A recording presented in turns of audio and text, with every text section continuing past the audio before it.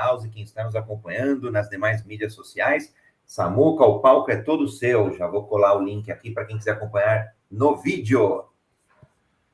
Bom dia para todas e todos. Hoje a gente está aqui, então, começando o nosso episódio número 444, 27 de abril. Todas e todos.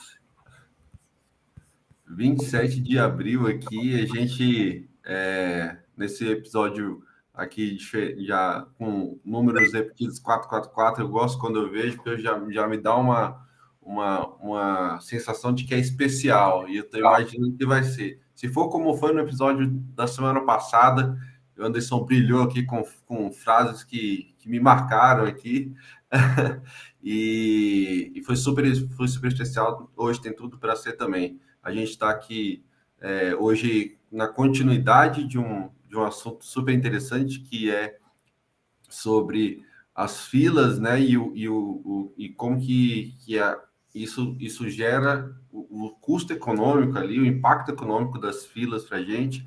A gente está com o Anderson como convidado, a pessoa que está nos trazendo esse conteúdo riquíssimo para a gente.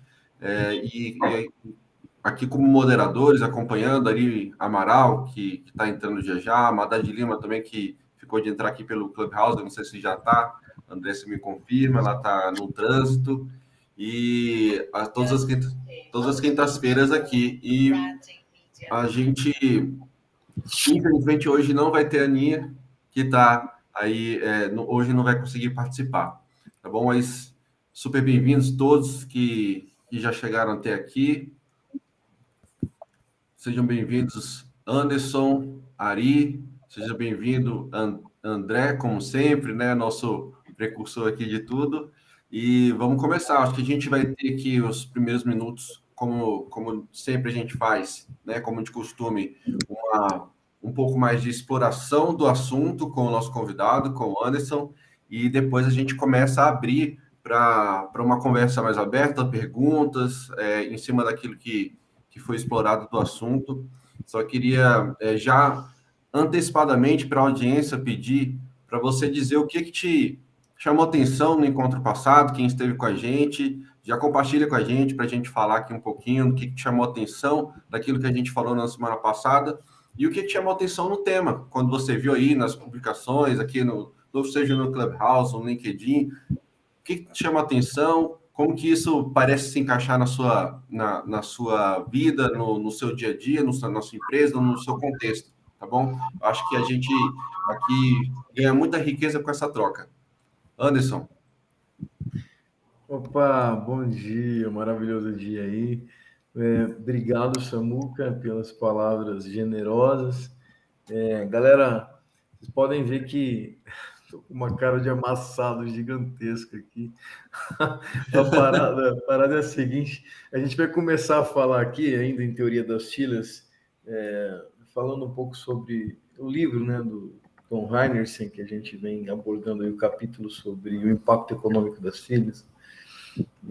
E a gente vem falando dos princípios, são 21 princípios, a gente explorou 2 muito bem na última semana. A gente falou um pouquinho sobre selecionar o que fazer baseado no impacto a ser gerado, e aí o Dom ele sugere que se crie um framework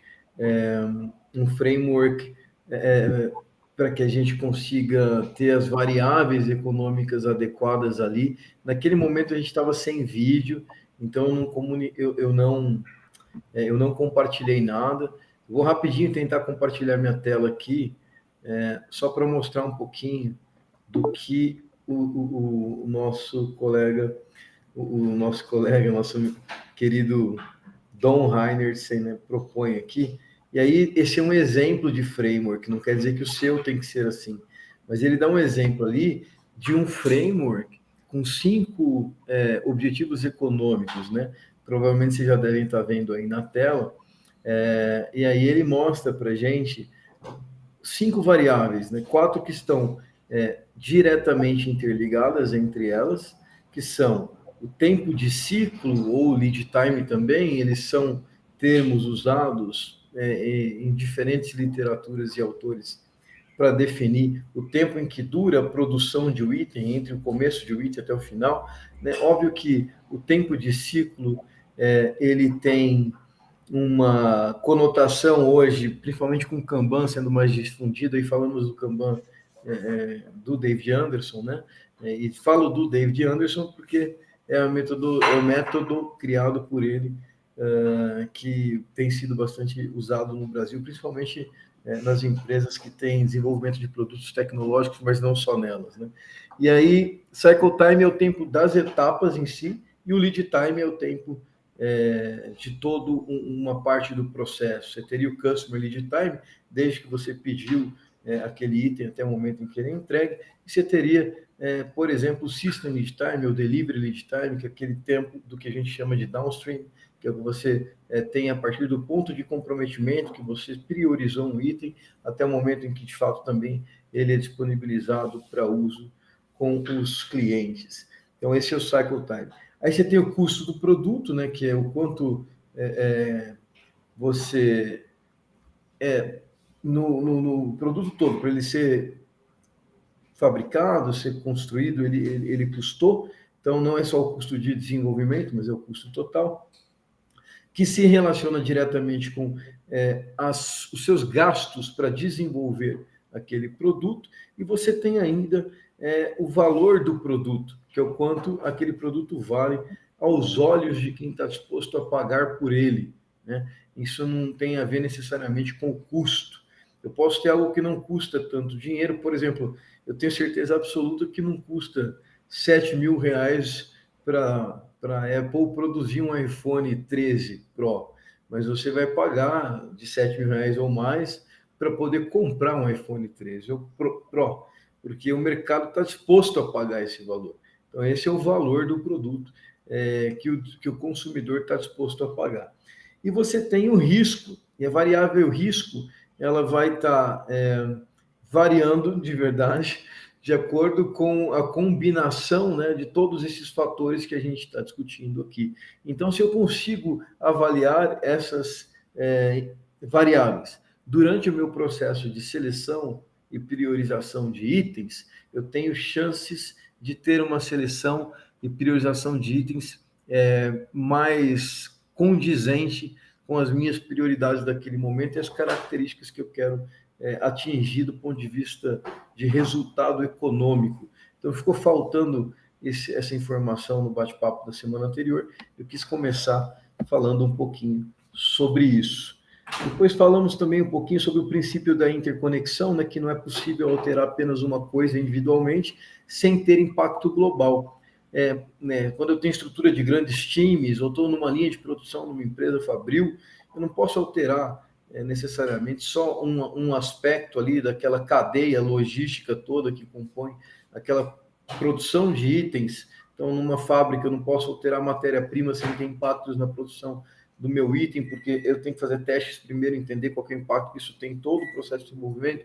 Eu não posso alterar o setup necessariamente de uma máquina sem entender o impacto que isso tem nas demais. E quando eu estou falando de trabalho do conhecimento, vamos focar em desenvolvimento de software para não explorar todas as possibilidades, eu preciso entender como que a interdependência entre os times está organizada e de que forma que, quando eu mexo numa dessas células, né, ou squads, ou times, eu também impacto as demais.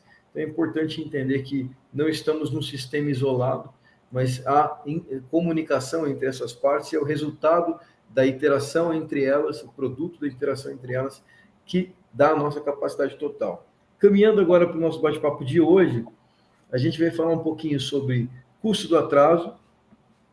O valor agregado de uma atividade é o valor que ela habilita no produto, né? E a gente vai falar também do nosso quinto princípio, que é o princípio da inatividade, ou aí é uma licença poética minha, tara pela ocupação, né? A gente vai falar um pouquinho disso. O Ari gosta desse tema, eu também tenho certeza, o Samuco, o André, todo mundo que está ouvindo deve ter interesse sobre isso.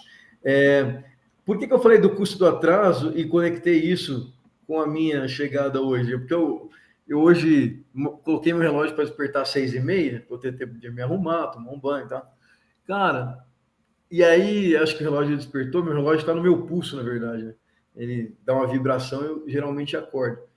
E aí, quando eram 7h17, cara, eu acordei por acaso, olhei no relógio e falei, caraca, vai começar essa parada, bicho, eu tô parecendo um monstro do Lago Ness aqui, não dá.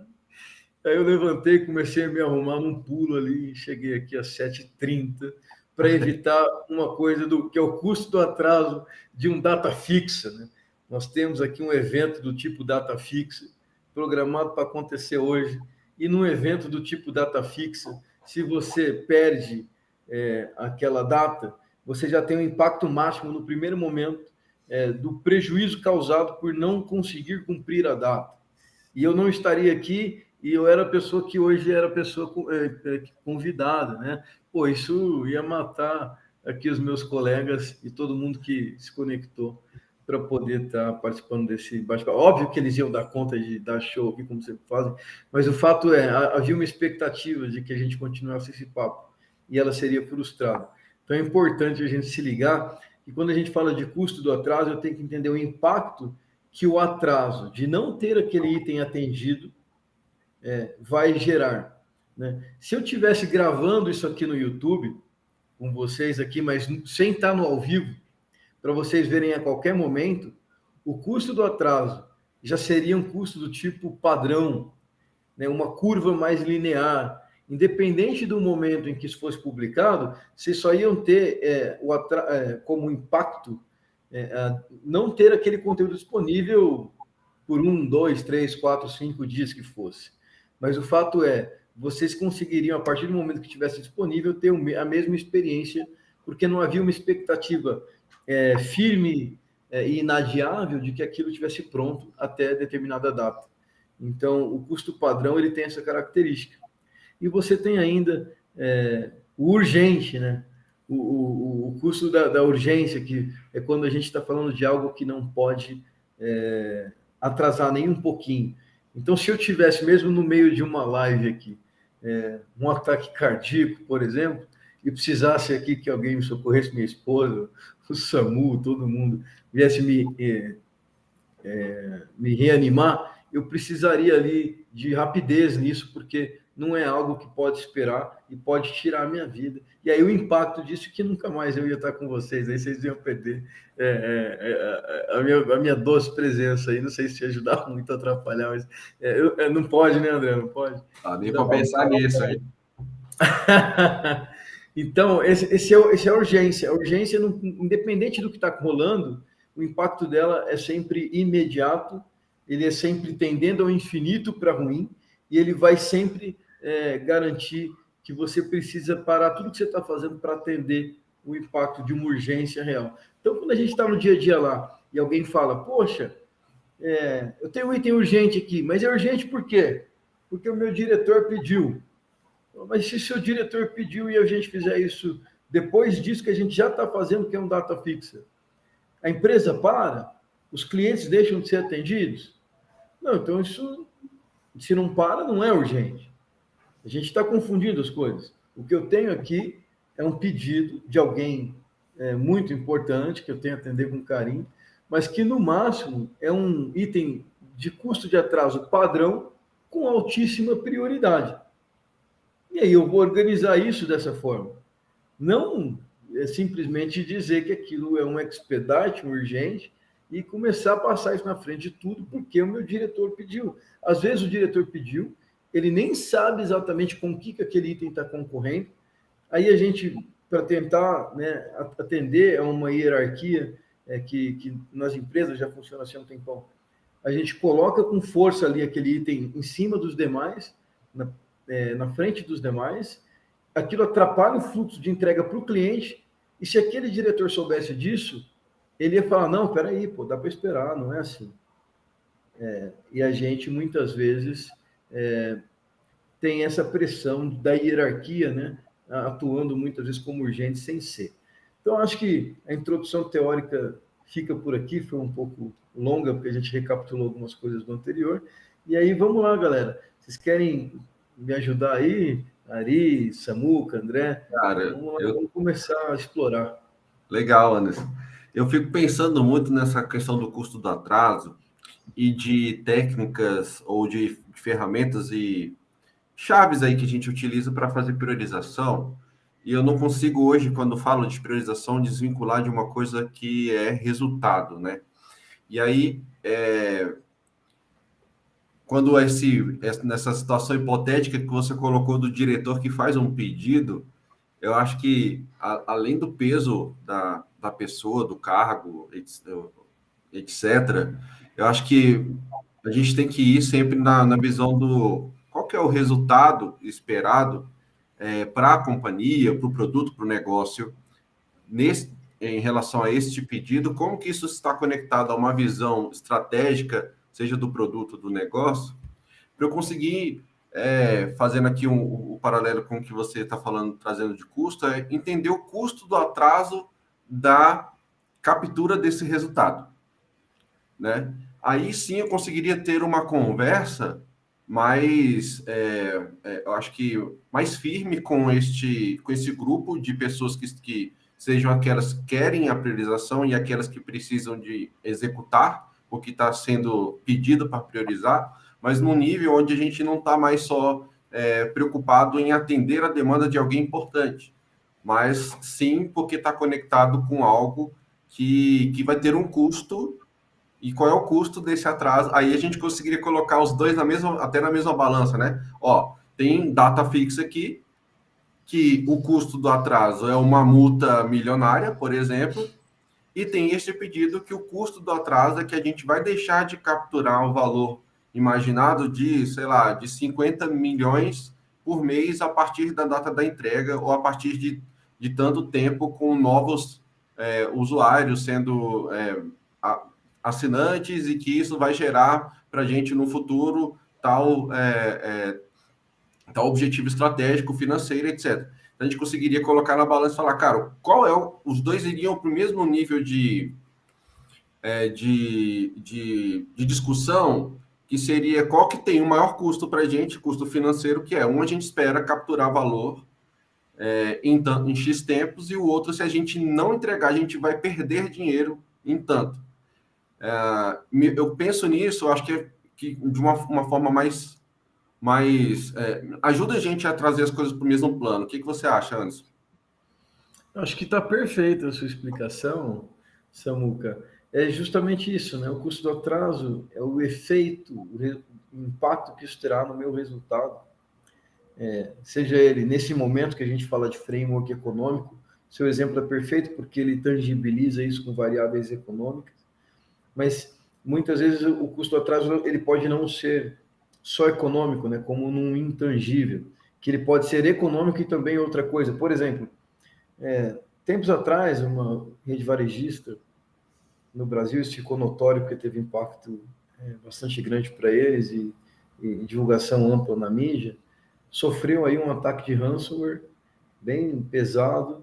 Eles ficaram quase 3 a 4 dias ali com dificuldade de operação nas lojas físicas, inclusive, e praticamente 3 dias com todo o seu e-commerce, que é um e-commerce forte nesse mercado de moda, inclusive, fora do ar, porque havia ali uma brecha de segurança que foi explorada, e essa brecha de segurança permitiu que esse ataque de ransomware, não sei se vocês todos conhecem o termo, mas tem a ver com sequestro, né, de sistemas ou dados das empresas.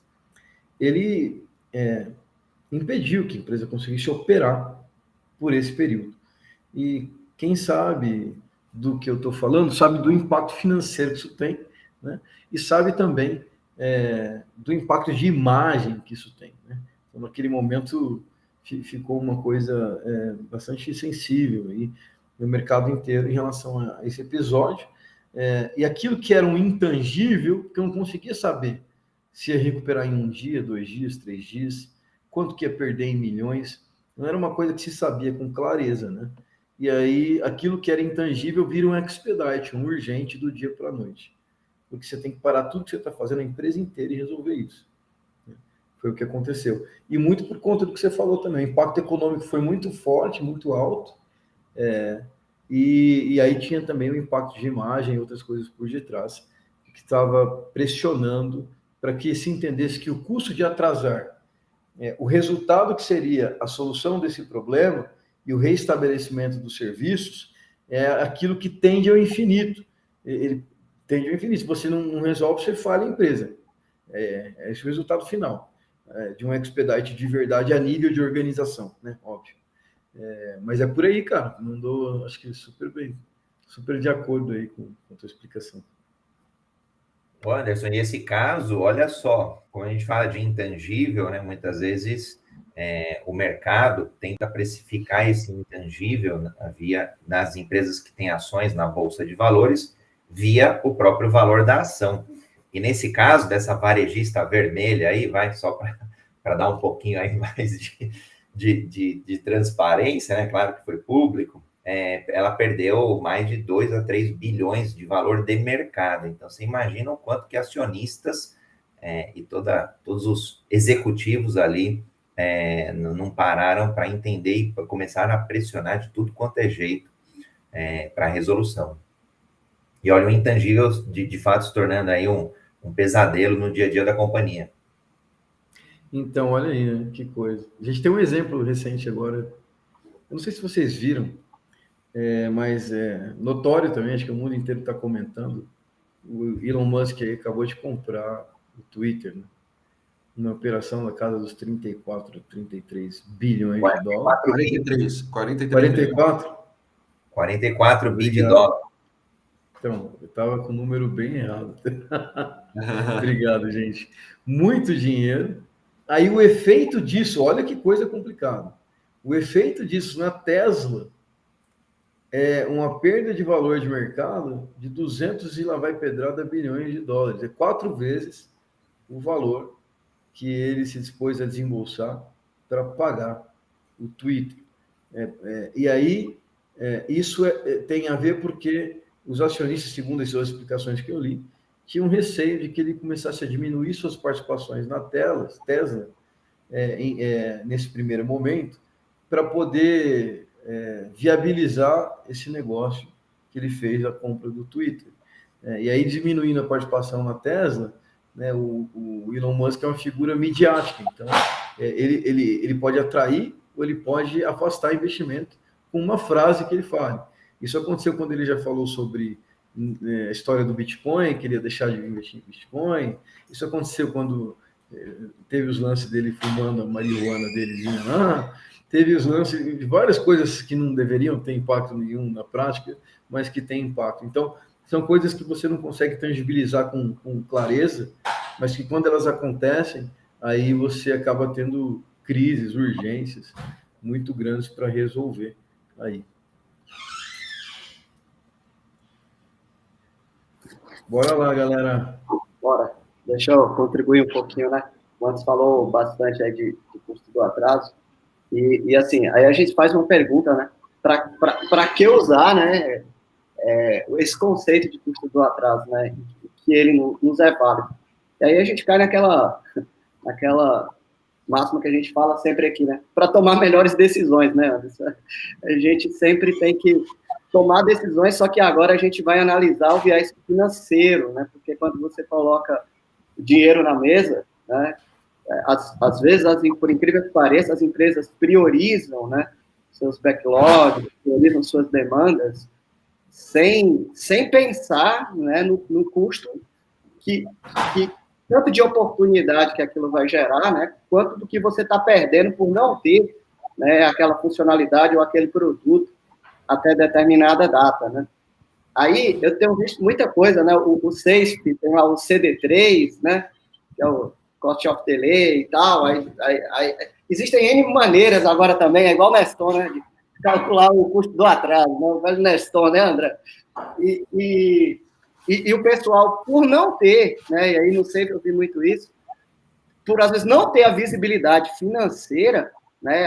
As empresas ainda não estarem trabalhando tão sistemicamente com a integração da área de produtos com a área financeira e logística, né? Não tem uma retroalimentação completa da cadeia de valor ainda, eles acabam, né, levantando o dedinho, fazendo um cheirinho ali, né, e criando até números hipotéticos, e aí a gente começa a pensar, pô, mas tem valor? Na minha experiência, isso teve por só fazer as pessoas pensarem sobre o assunto financeiro, sabe? Já dá um norte. Mas mesmo quando a gente seta no começo, né, vamos supor que a gente tem uma equipe lá de produto, né, com PM, Product Owner, vamos botar agora o Business Owner também na jogada e faça essa integração com o negócio. Mesmo que a gente tenha, acho que tem um ponto aí, né, Anderson? A gente não pode considerar como sendo uma verdade, é uma hipótese, né? Esse valor que a galera traz é uma hipótese. E aí eu fiquei pensando uma vez, discutindo até com o Buzon, e a gente experimentou, né? Opa! E aí a gente experimentou um lance do... Cara, faz sentido colocar probabilidade nisso?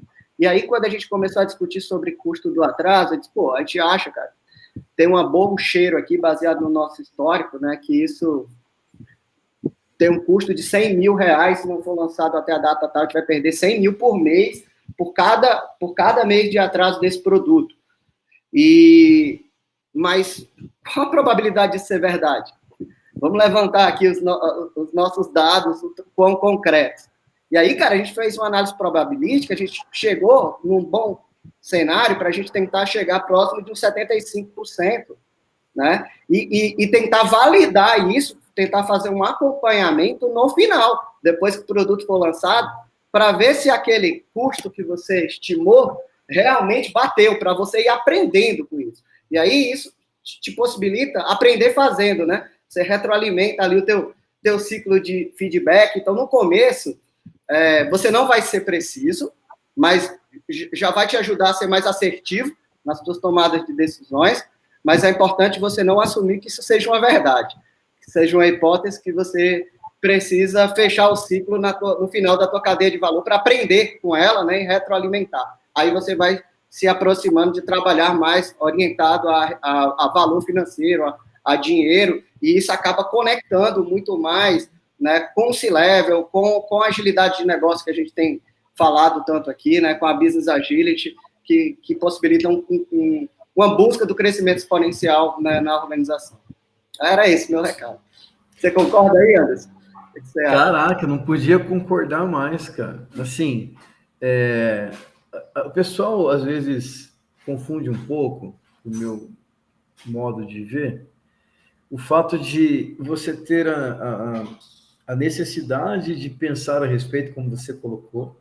Então, vamos pensar mais a respeito sobre como eu deveria estar orientando a priorização desses trabalhos, a seleção desses trabalhos, de maneira que eu conseguisse atender o que é mais importante e mais urgente a cada momento, né? Olhando agora, focando um pouco na proposta do Dom, sobre esse framework econômico principalmente. Mas isso é um exercício meio que de futurologia, né? Você não consegue garantir que você tem exatidão, precisão nas informações, e precisão e exatidão são coisas diferentes. Você consegue ter esse tipo de acuracidade, né, na hora de falar o que eu estou prevendo aqui vai se materializar exatamente da mesma maneira. Para quem já estudou um pouquinho sobre risco, risco nada mais é do que uma combinação de algumas variáveis, né?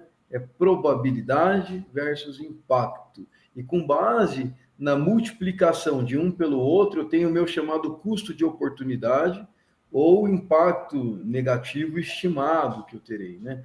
O valor monetário estimado do meu risco, meu VME.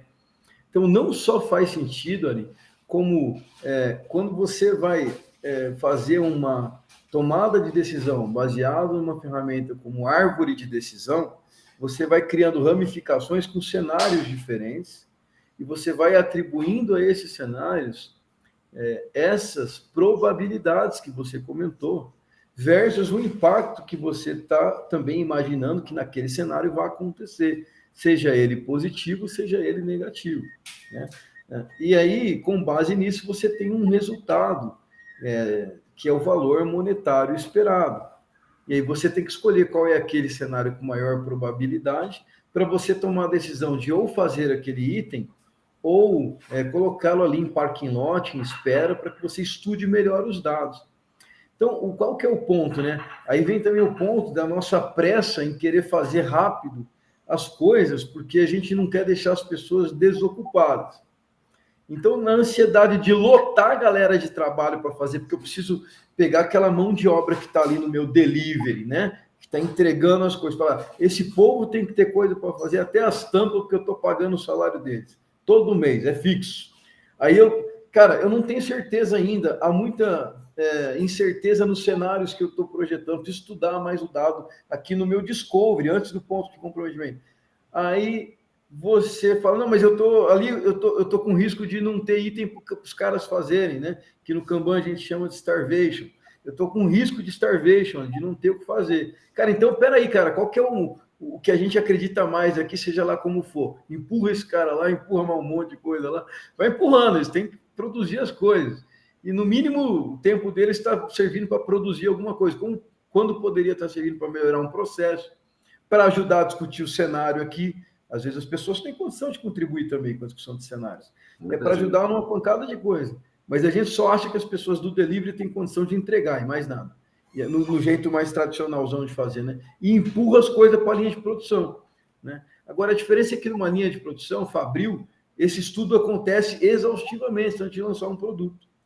Se você está numa empresa como Unilever ou outras aí do meio Fabril, muito raramente, antes de fazer um lançamento de um produto no mercado, esses caras não fizeram uma pesquisa extensiva, exaustiva, para entender mais do que a gente faz quando vai criar um software, por exemplo.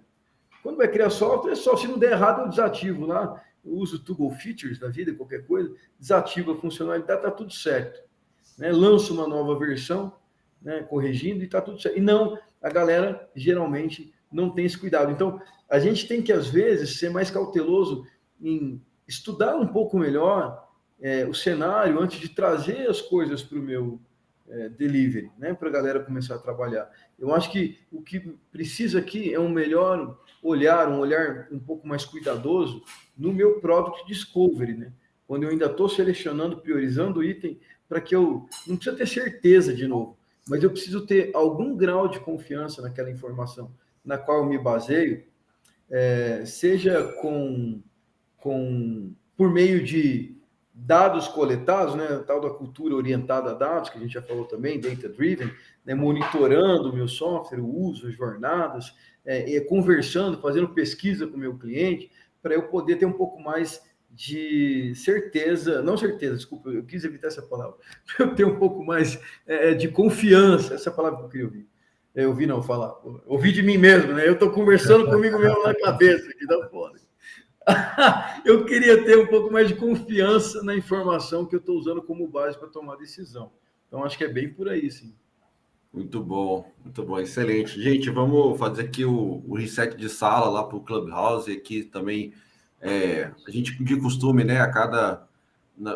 Depois de meia hora aqui do nosso papo, a gente faz um reset de sala para receber as pessoas novas que chegaram e também dizer aí para quem está chegando do que a gente está falando. Então, a gente está falando aqui do custo das filas, uma teoria super interessante que o Anderson está trazendo para a gente aqui com bastante propriedade. E hoje, então, 28 de abril, o episódio 444 aqui do Jornada Ágil 731, a gente está falando sobre esse tema maravilhoso aqui. Infelizmente, a gente não tem aqui a Aninha Yamadá com a gente. O papo está super interessante, super gostoso. E agora a gente começa a de fato pedir para vocês subirem. O pessoal que está no Clubhouse, o pessoal que está no LinkedIn, aqui no YouTube, manda a sua pergunta. Se quiser falar no áudio aqui pelo Clubhouse, a gente dá um jeito de subir também, né? E aí você começa a participar. A ideia é que a gente trocar ideias, perguntar, vamos ver como é que a gente coloca dentro do nosso contexto pessoal, cada um aqui no seu contexto, essa coisa do custo de atraso, ou essa agonia da tara pela ocupação. Meu Deus, como que é isso? Vocês sentem isso ou não sentem, né? A gente gostaria muito de ouvir vocês. Andrés, queria comentar um pouco como é que está o Clubhouse? Samuca, vamos lá, não só no Clubhouse, mas aqui pelo YouTube, o Alisson Laurentino falou que o que chamou a atenção foi a experiência e os resultados que a gente entregou no último episódio. Então, quem perdeu os últimos episódios do quadro Organizações Ágeis, onde a gente falou aí da teoria das filas, é só olhar no seu player de podcast preferido, que está todo o material gravado lá, e também nas mídias sociais ali, das quais a gente transmite. E aí, quando o Anderson fez ali a introdução, via LinkedIn, a Elizabeth Almeida, o Edivaldo, o Celso, o Dionísio, dando os parabéns aí à didática e à ótima explicação. Então, foi bom aí recapitular. E no Clubhouse temos aqui Gil do aliás, Ana Gross, né, por compromisso, não está hoje conosco, mas protagonista ágil aí, querida. E a Madá está em trânsito e ouvindo a gente via Clubhouse. E no Clubhouse já passaram ali algumas dezenas de pessoas. Leopoldo, aqui na sala agora, Leopoldo, Elton, Liliane, Nádia, Brian e pergunta do o Eduardo já subiu aqui, Eduardo Bobson, para fazer uma pergunta para a gente. Edu, manda ver, aproveita aí que a gente já abriu aqui os microfones e pode fazer uma pergunta para o nosso convidado aí, Anderson, mas obviamente com o Samuca, o Ari e eu para contribuir também. Tudo bem, pessoal. Mas não é uma pergunta, mas é uma colocação adicional. Quando a gente fala toda essa questão de custo de atraso e cálculo de custo de atraso, como foi muito bem colocado, ela não é uma coisa simples. Ela está bem longe disso, né? E uma preocupação é o quanto a organização tem capacidade de adotar uma abordagem nesse sentido se ela não tem a capacidade de fazer esse cálculo adequadamente. Então, uma dica para isso é muito válido a empresa simplesmente identificar qual é o tipo de custo de atraso, o chamado arquétipo de custo de atraso. Se ele é urgente, né, o expedite, se ele é padrão, se ele é data fixa, ou se ele é intangível. Só isso já ajuda bastante para adotar uma abordagem nesse sentido e sem ter que precisar calcular, né, com precisão, ou com acurácia o próprio valor do custo de atraso. Então, tá aí a dica. Dica fantástica, Eduardo. Muito obrigado. Para quem não sabe, né, os arquétipos que o Eduardo comenta são as curvas, justamente que eu estava comentando, né, que vacilei de não ter trazido aqui. Se alguém conseguir, de repente, achar aí na internet, aí, me avisa, eu mando o link aqui que a gente abre. Mas aquelas curvas onde eu tenho, falando do meu expedite, né, uma linha que ela vai em direção ao infinito, quase que subindo, quase que num ângulo de 90 graus, né, em relação à base do gráfico. Quando eu falo de um item do tipo data fixa, até a data ele não tem impacto nenhum, e aí depois da data ele tem impacto máximo, né? Você tem uma subida abrupta, e aí sim, praticamente na vertical, em 90 graus aí, em relação à base do gráfico.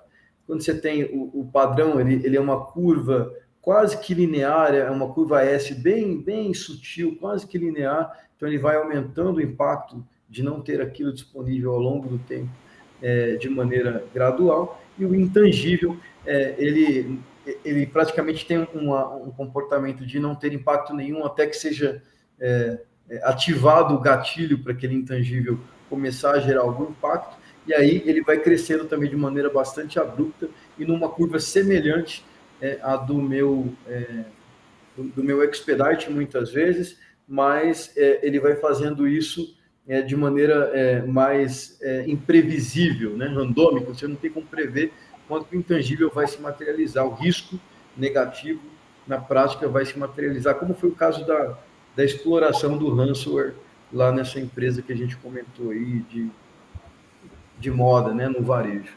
Muito boa explicação aí, mas a figurinha é essa, tá, galera? Se alguém achar o link, puder botar lá no Clubhouse para a galera olhar. Achei aqui, vou jogar no WhatsApp para a galera, para a gente jogar no Clubhouse. Muito obrigado.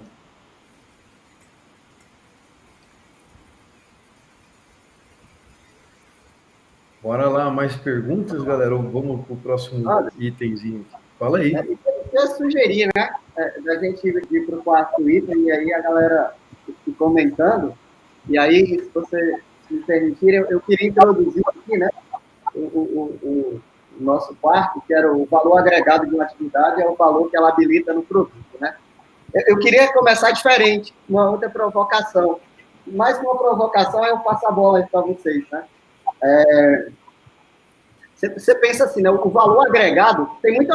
É impressionante como todos esses princípios vão estar relacionados, né? Não tem como desvinculá-los, né, Anderson e demais. Quando você falou, a gente estava falando do custo do atraso, a gente acabou falando de taxa de ocupação, de dar trabalho para as pessoas também, né? E está relacionado com essa questão do valor da atividade, né? E aí a gente fica pensando assim. Valor agregado, né, é o benefício que a atividade traz no final para o teu cliente, para o teu resultado, para a tua empresa, para o teu usuário. Né? Como diz aquela frase lá da Kate Sierra, né? A gente precisa, não é criar produtos maravilhosos, mas é deixar as pessoas maravilhosas usando o nosso produto. Né? E aí, assim, aí a gente começa a pensar, né? Mas a atividade, né, o valor agregado de uma atividade é o valor que ela habilita no produto, né? Mas quem habilita a atividade, né? O que é preciso para fazer uma atividade com valor? Então, eu queria remeter aí competências, né? Habilitar competências organizacionais, habilitar as competências das pessoas que você precisa preparar para poder produzir trabalho que gere valor. Porque a gente fala muito, né, em várias ferramentas, né, custo do atraso, custo de oportunidade, business value, ROI, OKRs, valor, né? Mas e aí? Né? As pessoas estão preparadas, né? A gente habilitou as competências nas pessoas para pensar orientado a resultado, para pensar que no trabalho que está sendo produzido, esse trabalho está associado, de fato, a um benefício? Será que a gente está conseguindo fazer com que as pessoas pensem menos em eficiência e mais em eficácia? Eu fiz uma provocação em alguns times e algumas empresas.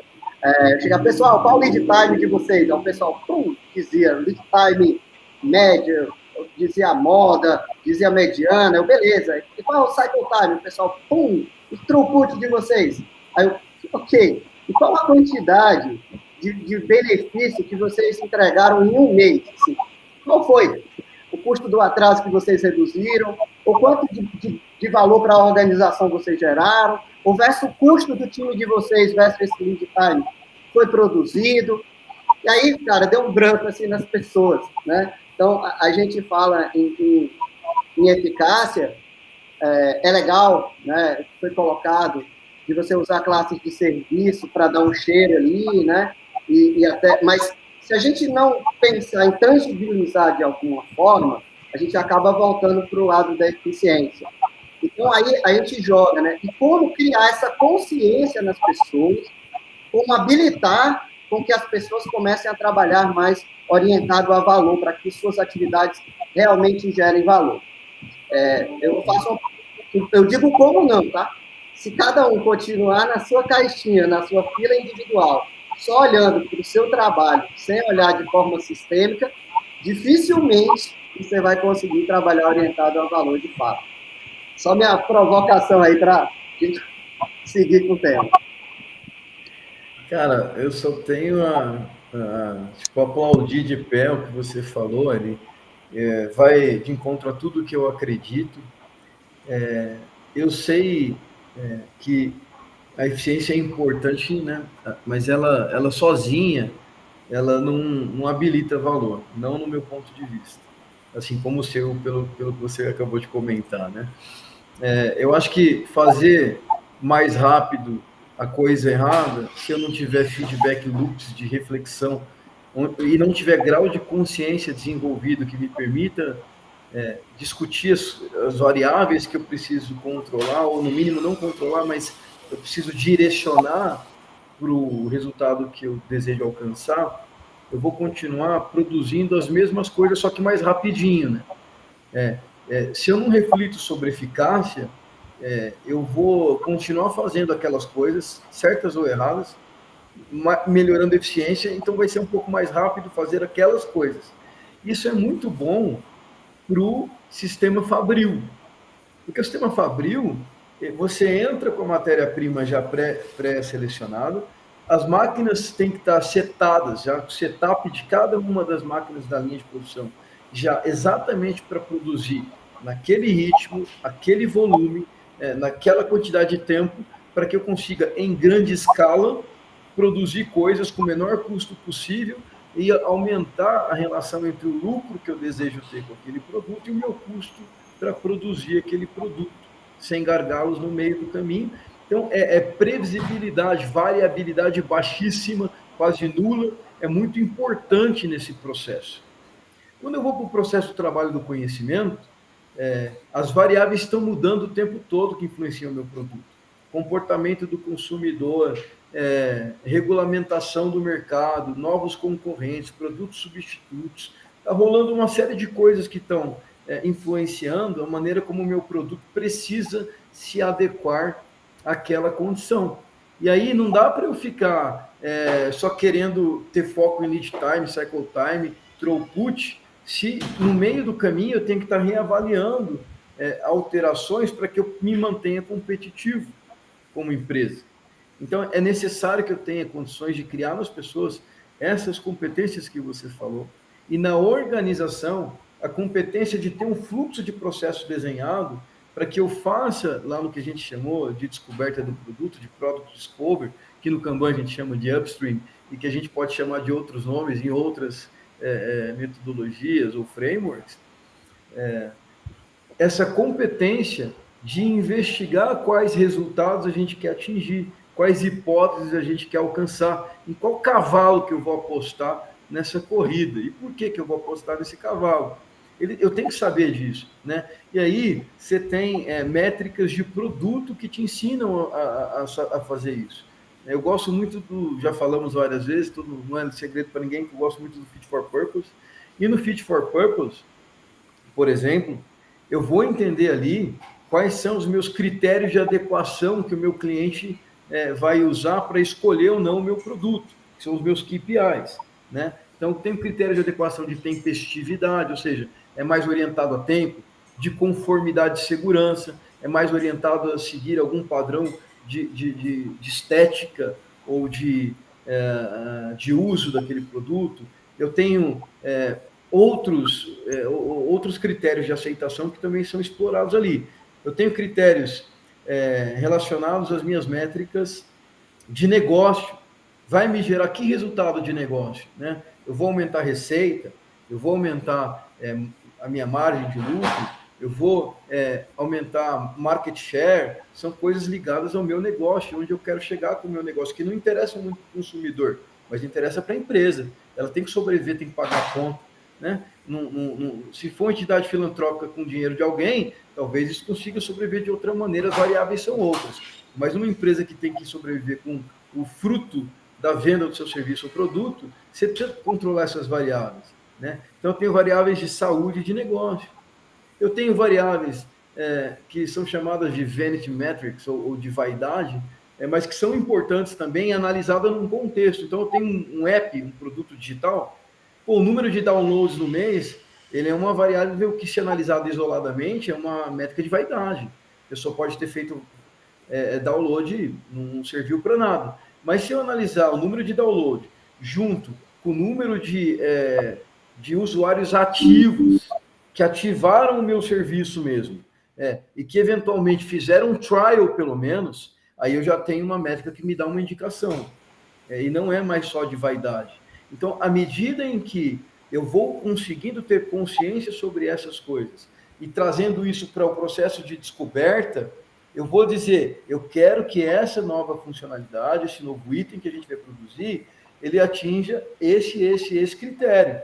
E eu vou validar isso após um mês, uma semana, 2 semanas dele estar em produção. Então, eu já crio a variável, eu já crio o resultado esperado que eu desejo no meu cenário hipotético, e eu já defino uma data para fazer a medição.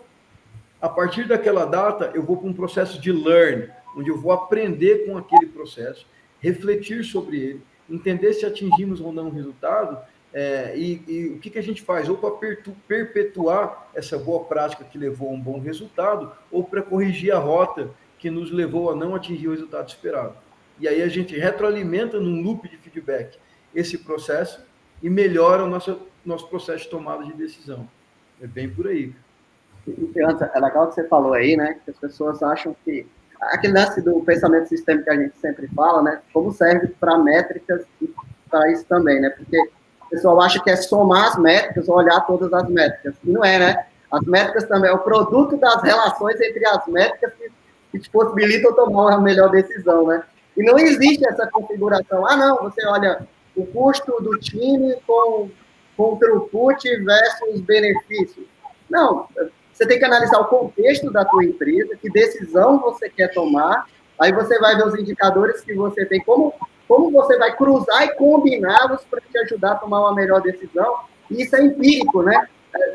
Para cada organização, para cada produto, para cada projeto, pode ter uma combinação diferente, e pode fazer sentido, às vezes, você medir ou não medir algumas coisas de acordo com o contexto que você está, desde que te apoie a tomar, né, determinadas decisões. E aí, você falou lá do jeito errado, né? Eu lembrei da frase lá do Russell Waco, né? Quanto mais certo você faz a coisa errada, mais errado você se torna, né? Exatamente, cara. Essa frase é matadora, cara. Né? E aí, bravo. Né? Quando você essa é a frase do episódio de hoje, cara. Quanto né? mais certo você faz a coisa errada, mais errado você se torna. Você se torna. E aí ele complementa lá, né? Quando você comete um erro e corrige tentando fazer a coisa certa, você se torna mais certo, né? Portanto, é melhor fazer a coisa certa do jeito errado do que fazer a coisa errada do jeito certo, né? Eu concordo plenamente, cara. Tem uma discussão grande na comunidade Kanban de que eficiência precede a eficácia, que ela gera capacidade para você poder pensar sobre eficácia. Eu acho que essa é uma falsa discussão, inclusive. Eu acho que essa é uma falsa discussão. Eu acho que assim, você tem que sim proteger o fluxo, né, para você não ter as pessoas 100% ocupadas. Isso para mim está claríssimo. Agora, eu não posso pensar direto só em eficiência primeiro. Eu tenho condições de pensar nas duas coisas ao mesmo tempo. Né? Ninguém vai me convencer de que eu não consigo pensar nas duas coisas ao mesmo tempo. Né? O ser humano é muito inteligente para eu querer colocar ele dentro de um enquadramento onde ele só consegue pensar numa variável que é a eficiência ao mesmo tempo. Não consegue, cara. Ele tem... Mas, né, é eficiência, eficácia e a saúde psicológica das pessoas. Tem que interligar tudo. Não é também... Porque eu já vi muitas pessoas pensarem, eu sou eficiente e eficaz, mas aí tá matando todo mundo ali, né, cara? A mente, burnout. Então, você tem que cruzar todas as métricas para ver como elas te ajudam, né, a dar um senso do teu todo, né, cara? Para você se relacionar tudo, não é A, o B, o C, o D. E a gente tem muito esse viés, né, de pensar por filas, né, como a gente já falou, né? Por áreas, por segmentos. Mas pela educação que a gente recebeu. Eu estava ouvindo aqui vocês falando e percebendo o quanto que a gente tem de valores ágeis nessa conversa, né? Quando a gente fala dessa visão sistêmica, onde todo mundo fala, se juntam visões, a gente está falando de multidisciplinaridade, né? E também falando de transparência, que aí as pessoas estão... com uma transparência sobre o impacto do que eu faço, como que o que eu faço, ainda que não seja diretamente vinculado, por exemplo, ao algo financeiro, eu consigo, nesse exercício, entender o impacto do que eu faço para toda a organização, né? Então, e aí, para conseguir fazer isso, o Ari falando que eu preciso juntar as peças, combinar as métricas e o produto disso que vai gerar o resultado, eu não consigo fazer sem um time multidisciplinar. É impossível, né? Eu preciso ter um time multidisciplinar. E isso também alimenta uma coisa que eu acho muito interessante dentro do ágil, que é o sentimento de dono.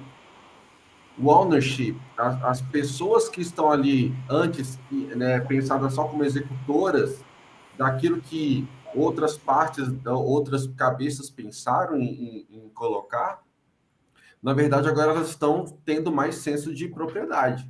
Cara, pensando como o dono, né? Aquela cabeça, a mente do dono. Porque ela também pensa no custo de atraso, e esse custo é um custo, ela consegue ter um custo financeiro, ou que é um custo de imagem, ou que é um custo whatever, né? Então, quando a gente está falando aqui de tudo isso, e fazendo essas coisas conectarem, por isso que é lindo essa coisa da visão sistêmica, né? Ela alimenta de forma quase que, não é orgânica, porque eu acho que a gente tem muito trabalho a fazer, mas no momento que a empresa ela começa a ter uma cultura de visão sistêmica nas coisas, vai se tornando orgânico tudo isso, transparência, multidisciplinaridade, né, o sentimento de dono, e tudo isso bem vinculado a uma visão de negócios, não é só um lance de abraçar a árvore, né, como as pessoas falam.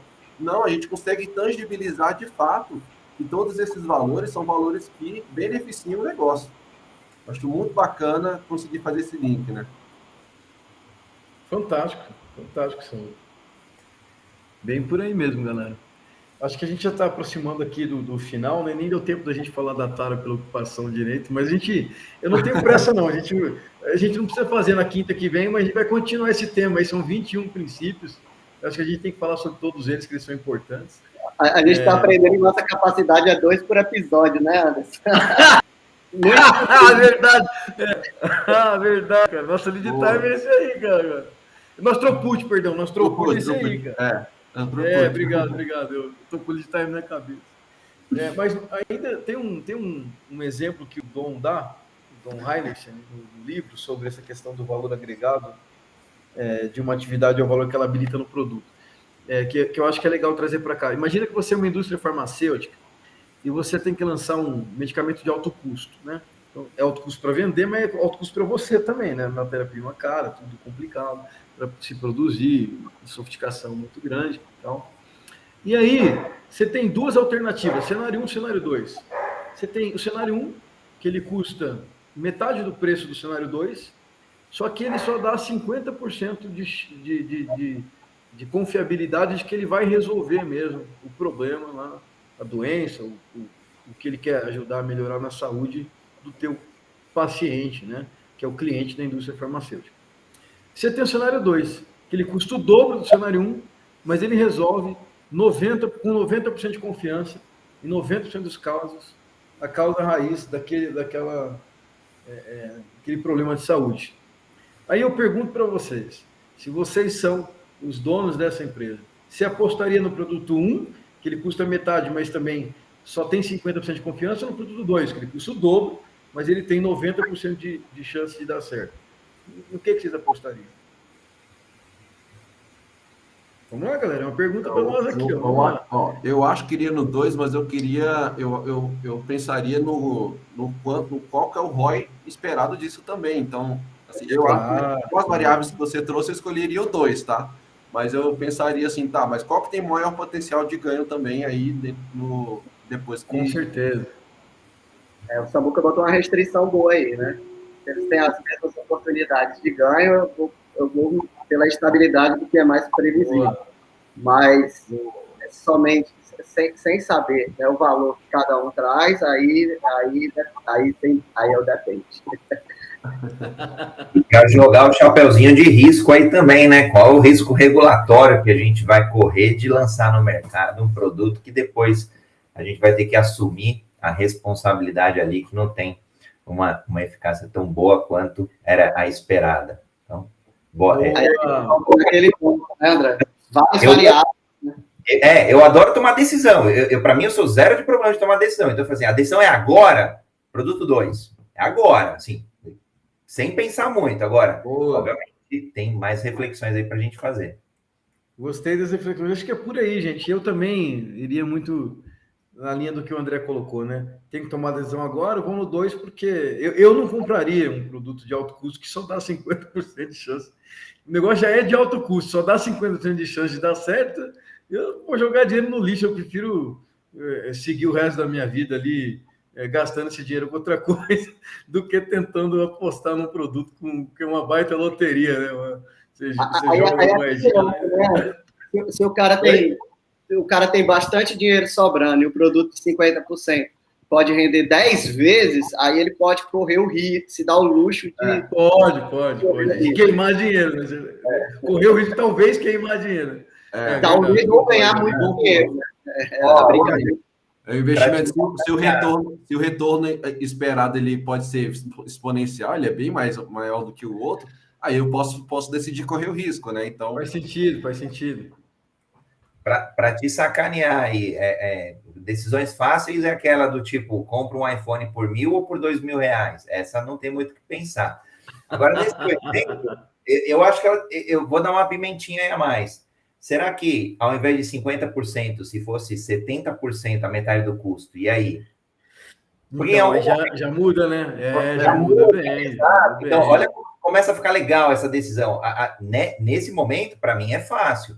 Agora, se eu falo, olha, a eficácia dele vai para uns 60%, uns 70%, 80%, a metade do custo. Boa. Aí começa. Aí já é outra história. que é o que a gente faz na vida real, né? Tipo, ó, eu vou comprar na Fast Shop um iPhone por 7.000, ou vou comprar na OLX por 6.000 ali, porque tem um cara vendendo, aí você coloca mas aí a certeza de que o produto é ok, tá muito maior na Fast Shop ali, aí você vai nesse jogo. É né? verdade. Boa, gostei. Ótimos exemplos aí. Galera, acho que em termos do que dá para a gente explorar, né? Dado o horário, era isso. Samuca, agora conduz aí a gente nesse finalzinho. Gente, então, a gente falou aqui do custo das filas, conseguimos falar de mais dois princípios, dos quais o Anderson vem trazendo aqui para a gente. Foi muito bacana a gente falar aqui sobre custo de atraso. Eu acho que deu muito pano para a manga aqui. Gostaríamos de ver aqui mais participação também. Acho que foi um pouquinho menor aqui, né? A participação do hoje, né? Hoje foi um pouquinho menor. Só o Eduardo, né? Público. Acho que todo mundo acordou igual o Anderson, assim, em cima da hora. Mas muito bom. A gente se encontra aqui sempre, todas as quintas-feiras, para falar de organizações ágeis. A gente está sempre trazendo algum tema da agilidade que a gente enxerga que tem aplicabilidade de maneira mais sistêmica, organizacional.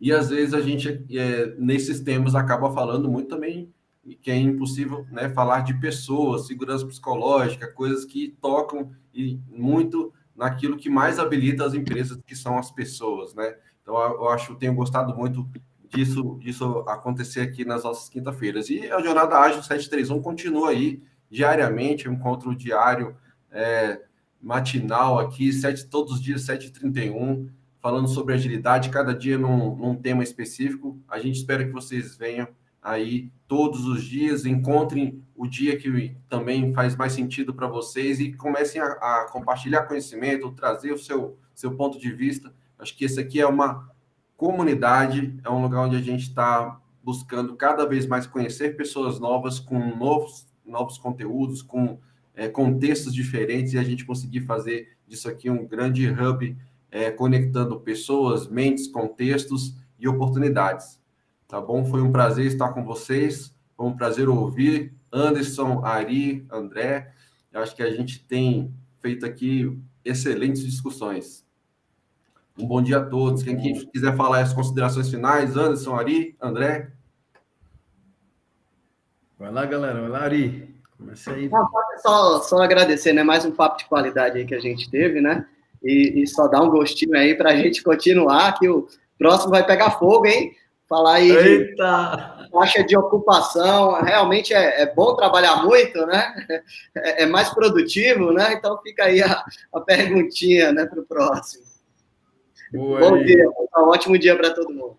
Muito bom, Ari. Eu vou brincar com o Samuca, eu acho que a presença feminina da Ana Grossi, da Madade Lima é obrigatória, a gente não pode nem deixá-las no trânsito, nem no treinamento. Boa. Mas também estou achando, hein? Eu acho.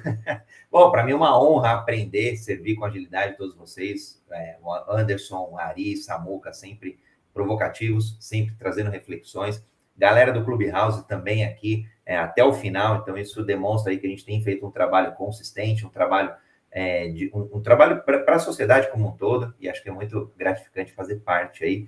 Claro, todas as quintas organizações ágeis e todos os dias, Jornada Ágil 731. E para mim já saiu energizado aqui para não sair fazendo coisa errada, como o Ari trouxe. Vou melhorar aqui, vou fazer mais certo as coisas certas.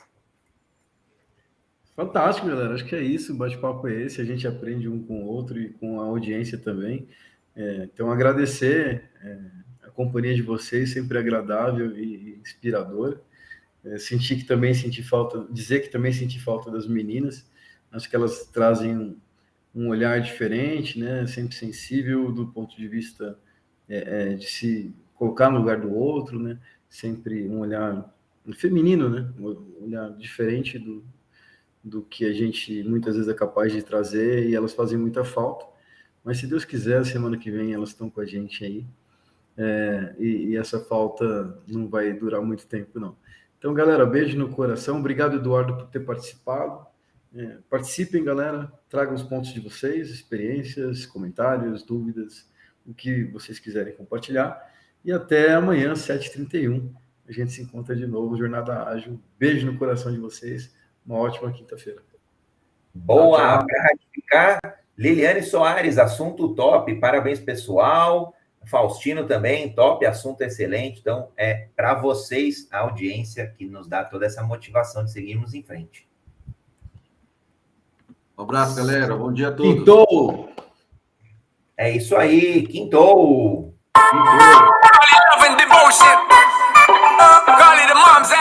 Foundation, a special bond of creation.